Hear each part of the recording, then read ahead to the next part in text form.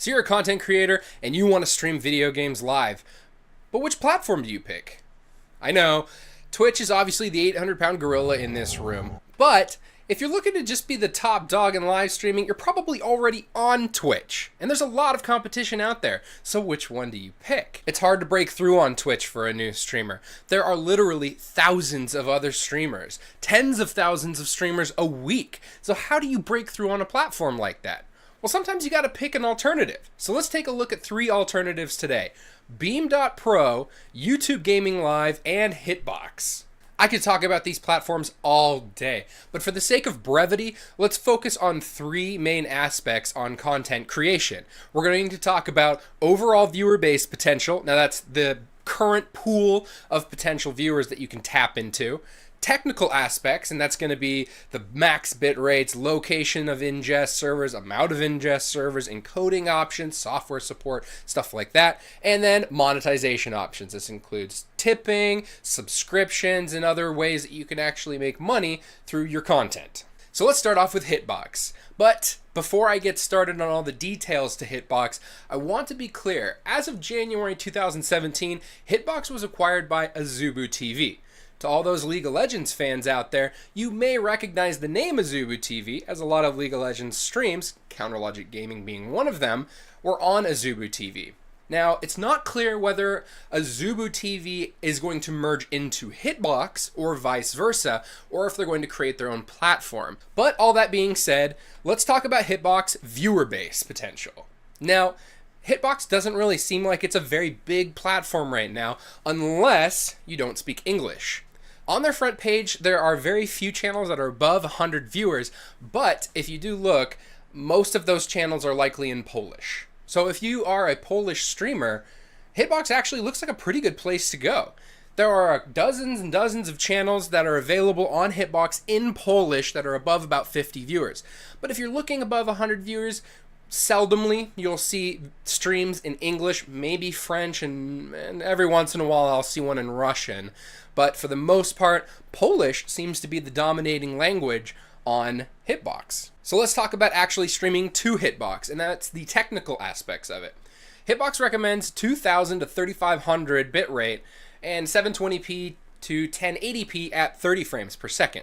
That's just their recommended though. Now the recommendation page does say that streaming at non-recommended settings may lead to faulty delivery transcode rings, resulting in a black screen for viewers. That's pretty bad. But it also says that it's important to pick a bit rate that people can actually watch, since encoding options appear to be only available to premium partners, but I'll get into that later. Hitbox does have native built-in support in OBS and XSplit and more, along with apps for viewers on iOS and Android. For ingest servers, Hitbox offers a pretty good variety of them. So let's talk about monetization. That is, making money off of your content while streaming. There's no native tipping in Hitbox, but you do get a sub button and you don't even have to do anything. You can get an open partnership in Hitbox, which doesn't have any prerequisites. It gets you a sub button and it gets you custom emotes, the ability to download stream recordings and highlights. And again, there's no prerequisites. You just turn it on in the settings and you have to fill out your information, obviously. You have to be over the age of 18. They have some restrictions, but you don't have to have a certain amount of viewers.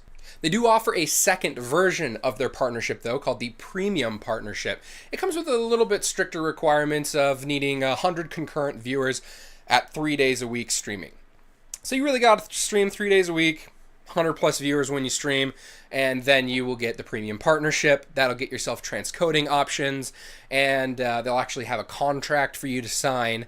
One of the things about the open partnership, though, is that you can stream to multiple platforms and you don't break the partnership. With Premium, you will be signing a contract, but you might get a better return on your sub buttons, which is at $4.99 is what the subscription costs for a channel out of the gate, and that's a 50-50 split. Also with the Premium partnership, you get, and I quote, direct contact to a community team member for support. So whatever that means, it sounds pretty nice. You can also run ads with either partnership, the open or the premium.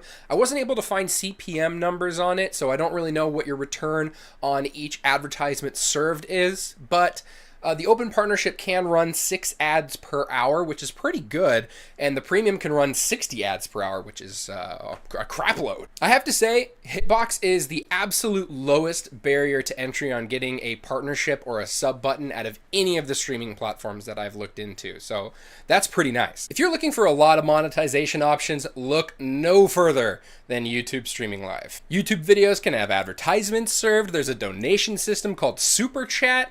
They're even introducing their own subscription system, which is being rolled out on an invite-only basis right now, but still. To activate Super Chat, you do have to have at least 1,000 channel followers, and you have to be over the age of 18, be in one of the supported areas, yada, yada, yada, the regular type of restrictions that you're going to have. And on YouTube, if you're really looking to grow your brand and create some exposure, YouTube is going to have a similar problem to Twitch.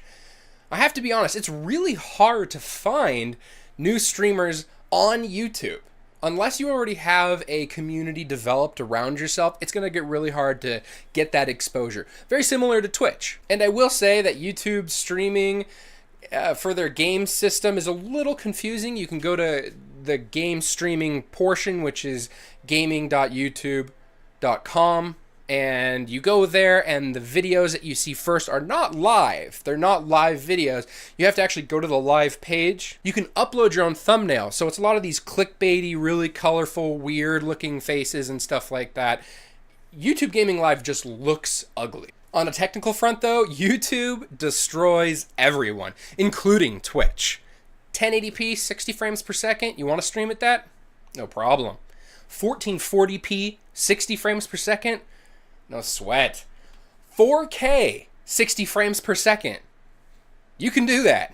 You do have to have 20,000 to 51,000 bitrate in order to stream at 4K, 60 FPS, but you can still do it. That's incredible. Of course, YouTube is supported on OBS and XSplit like you would expect, and the ingest server selection thing is a little weird.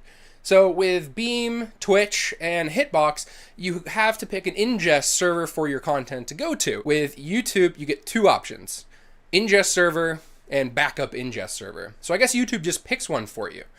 I don't really see a problem in that because, let's face it, YouTube probably has way more ingest servers than any of the competition. And out of the 3 competitors that I've really been talking about, I do have to give some props to Beam.Pro here. There's a lot of native built-in support. You've got your OBS, you've got your XSplit, but you're also going to be able to stream natively from Windows 10 as of April 11th. Look at the time, it's April 11th. The Creators Update should be out right now. So you can hit that Windows G, and you'll open up your game bar, and you can actually stream to Beam right there.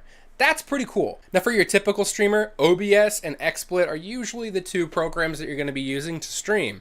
But Beam.Pro also has something else available, something that they call OBS FTL, which is a, quote, streaming protocol that allows for sub-second video latency when streaming. FTL enables streamers to interact with their viewers in real time. It's specifically tailored towards streams that engage viewers with interactive controls. Now on the weaker front, Beam.Pro offers transcoding options, but if you're not a partner, you can only transcode at 480p, which means that you'll be delivering your source video to people and then the transcoded option at 480p for somebody who wants to downscale their video. It's a little weak. But if you do become a partner, you can start to transcode at 720p, 480p, and 240p. So if you get a partnership, at least you'll be able to do that. Also on the weaker front for Beam is monetization options. The only thing available on there to monetize your content is a subscription button, which is available to partners.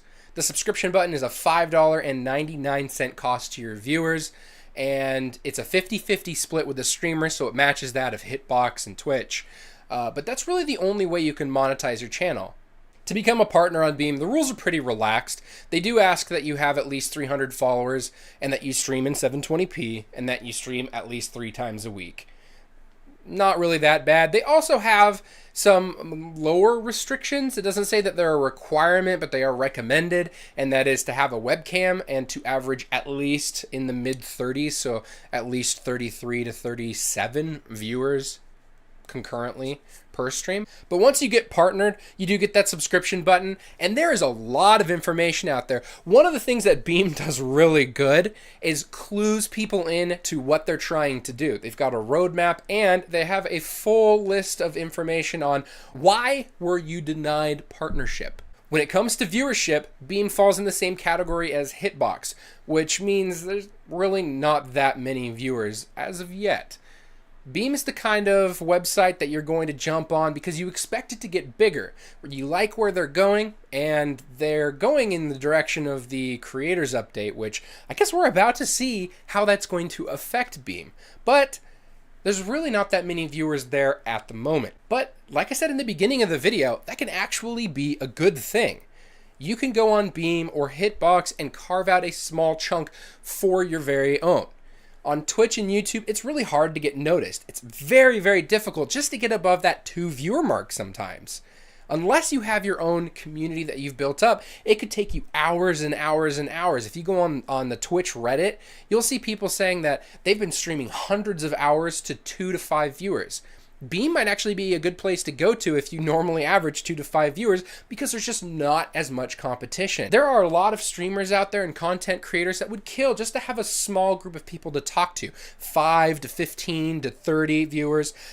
That's all some people want. And if you already have a small size community of about 20 to 30 viewers, you go pop onto Beam. If you think you can get about half of those guys to follow you, you're going to be in the top 50 to 100 streams on there. So somebody goes and checks out, what is this Beam thing? They go on there, they scroll down, they might see your channel, they might click on you.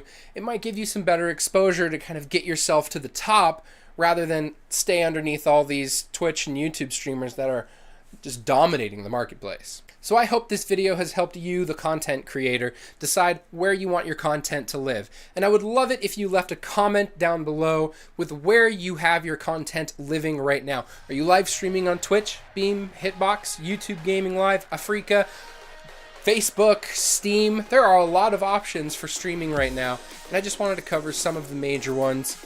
I hope I helped you out, and I love you all. Until next time, Tonka out.